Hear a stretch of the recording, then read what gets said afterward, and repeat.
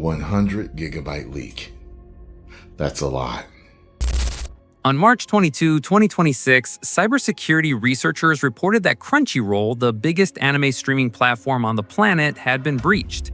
A hacker reportedly stole over 100 gigabytes of customer data through an outsourced partner in India, including IP addresses, emails, and credit card details. CrunchyRoll hadn't publicly disclosed it, but the breach was just the latest in 2 years of price hikes, erased digital libraries, AI subtitle scandals, mass layoffs, and a free tier that vanished overnight. Fans aren't just frustrated anymore, they're leaving. This is how the biggest name in anime lost the trust of the audience that built it. CrunchyRoll started as a piracy site. In 2006, a group of UC Berkeley graduates launched it as an illegal streaming platform, uploading stolen anime with fan-made subtitles. A venture capital investment in 2008 forced them to go legit, and the simulcast model they built, legal episodes within hours of airing in Japan, actually gave fans a reason to stop pirating. The loyalty was real. Then in August 2021, Sony bought CrunchyRoll for $1.175 billion, merged it with Funimation, and locked in a near monopoly. By 2024, CrunchyRoll had 15 million subscribers and had become the dominant anime streaming platform outside of Japan.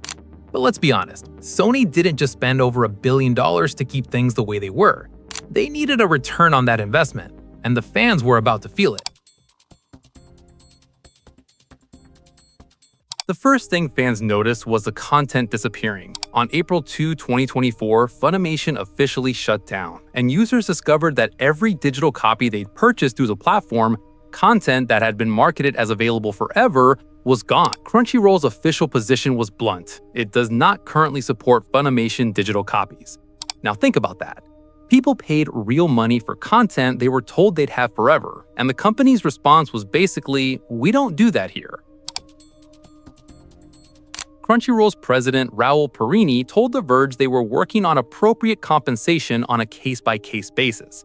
However, reporting from The Verge's Ash Parrish found the process far more difficult than advertised. Some users got 3 months of free Crunchyroll Premium, but many got nothing at all. And it wasn't just the purchase copies. A CBR analysis documented roughly 192 Funimation titles, over 60,000 minutes of anime that never made it to Crunchyroll at all. Steins Gate, Samurai Champloo, Gurren Lagann, Assassination Classroom, Serial Experiments Lane, Spice and Wolf, Trigun, Hellsing Ultimate, The Melancholy of Haruhi Suzumiya, all gone. Meanwhile, shows that did transfer often lost their English dub tracks, including One Piece, Bleach, and Dragon Ball Super. But while the content was vanishing, the prices started going up too.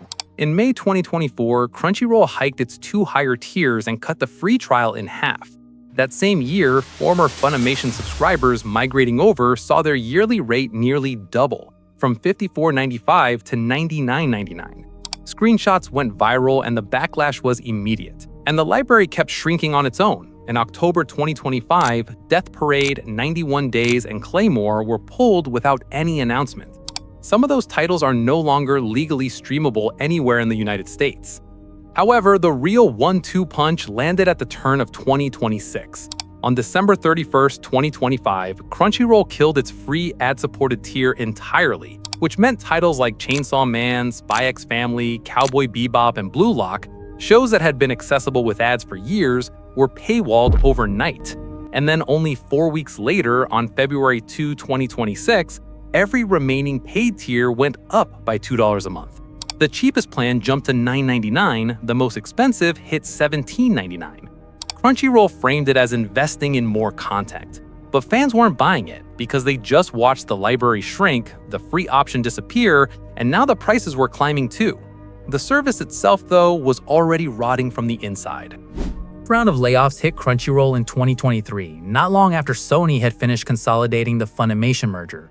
Then in July 2024, Crunchyroll quietly removed all comment sections across the entire platform, partly in response to homophobic review bombing and partly because fans were using comments to flag subtitle errors, which wiped out one of the last community features people actually valued. By December 2024, Bloomberg published an investigation based on interviews with 18 current and former employees, and it painted a grim picture. Crunchyroll's internal subscriber target, 25 million by the end of 2025, called 25 by 25, was described as not based on rigorous data analysis but designed as a big catchy number, and only one of 6 regional markets was on pace to meet it. Glassdoor reviews reinforced the dysfunction, with employees describing senior leadership fostering a culture of distrust and fear, constant restructuring slowing development, and management from Funimation lacking the competence to run a company this size. More layoffs followed in August 2025, then again in March 2026, gutting teams in HR, product, and e-commerce. The Right Stuff warehouse in Iowa, the physical home of the beloved anime retailer that CrunchyRoll had acquired in 2022, was even listed for sale, and fans were about to see exactly what a gutted company looks like from the outside. On July 1, 2025, fans watching Necronomicon and the Cosmic Horror Show on CrunchyRoll noticed something bizarre in the German subtitles. At the 1912 mark, right there on screen in the middle of a scene, the subtitle text read, "ChatGPT said," followed by the actual translation. Someone had literally copy-pasted an AI chatbot response directly into the subtitle file and forgot to remove the prompt header. Fans screenshotted it and it spread everywhere, because this wasn't some obscure error buried in metadata. It was right there on screen in the subtitles that paying customers were watching. This is a platform charging $17.99 a month for its top tier, yet it can't even proofread an AI output before pushing it live. CrunchyRoll confirmed that a third-party vendor had used AI in violation of their agreement, but the explanation landed badly. Just months earlier, Piracy had told The Verge that AI-assisted subtitling was something CrunchyRoll was actively testing, but then told Forbes separately that AI would not be used in the creative process. So the ChatGPT incident made both statements look disingenuous, and fan investigations widened from there. Evidence surfaced suggesting Link Click, One Piece, ReZero, Solo Leveling, and Mobile Suit Gundam The Witch from Mercury may have also received AI-generated translations. Then fall 2025 hit, and the subtitle situation went from embarrassing to systemic. A Reddit user called Mudahello documented a near-total collapse of subtitle typesetting across virtually every new premiere that season. Creative font styling, color-coded dialogue for multiple speakers, position translations of on-screen Japanese text, all of it vanished, replaced by basic single-line white overlays. My Hero Academia final season launched without an English language option entirely. Spy X Family Season 3 was delayed by hours, and multiple other shows premiered with no subtitles at all. For a platform whose entire value proposition is delivering anime to non-Japanese speaking audiences, that's not a bug, that's a fundamental failure. Technical analysis revealed the root cause. Subtitle files were being converted through a process that stripped out all the formatting along the way. On top of that, reports emerged that CrunchyRoll was transitioning to OONA, a Tel Aviv-based subtitling platform that promotes AI capabilities, which triggered a second wave of backlash, this time political. CrunchyRoll denied any vendor changes and blamed internal system problems.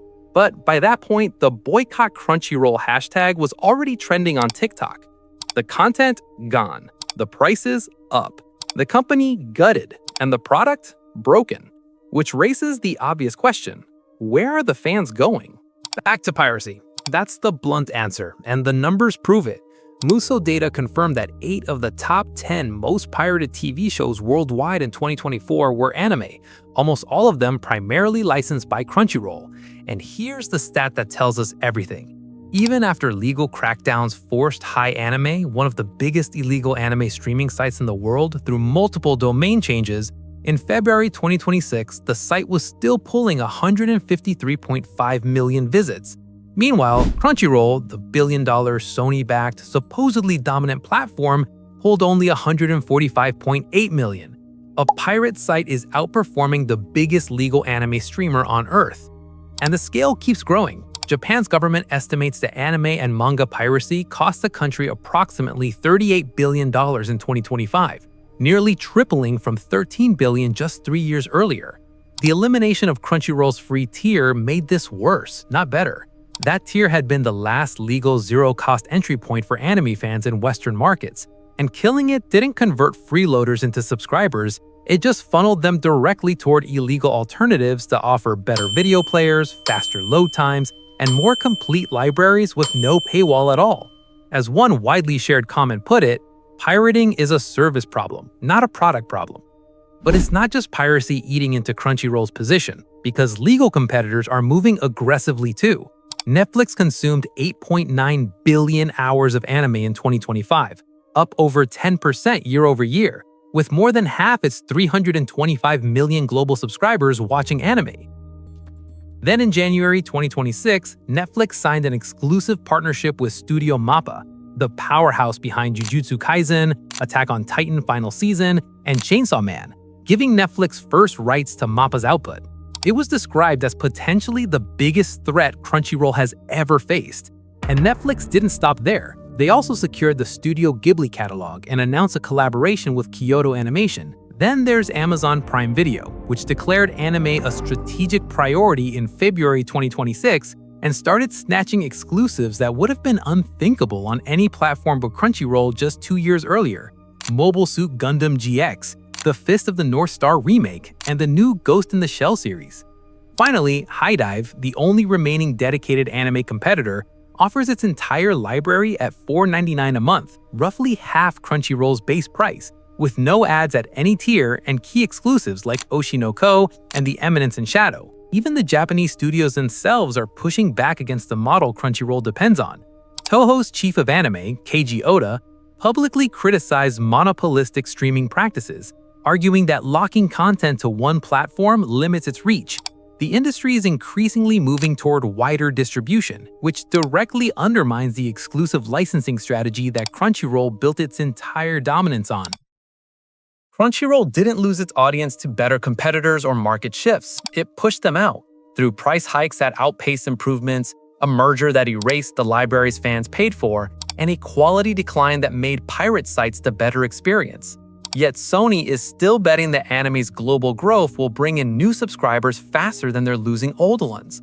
But when a pirate site outdraws the biggest legal anime platform on Earth, the problem isn't piracy, it's the service. Crunchyroll once made piracy unnecessary, and fans choosing it again tells you how badly they failed. At what point did Crunchyroll lose you? Or are you still holding on? Let me know in the comments below.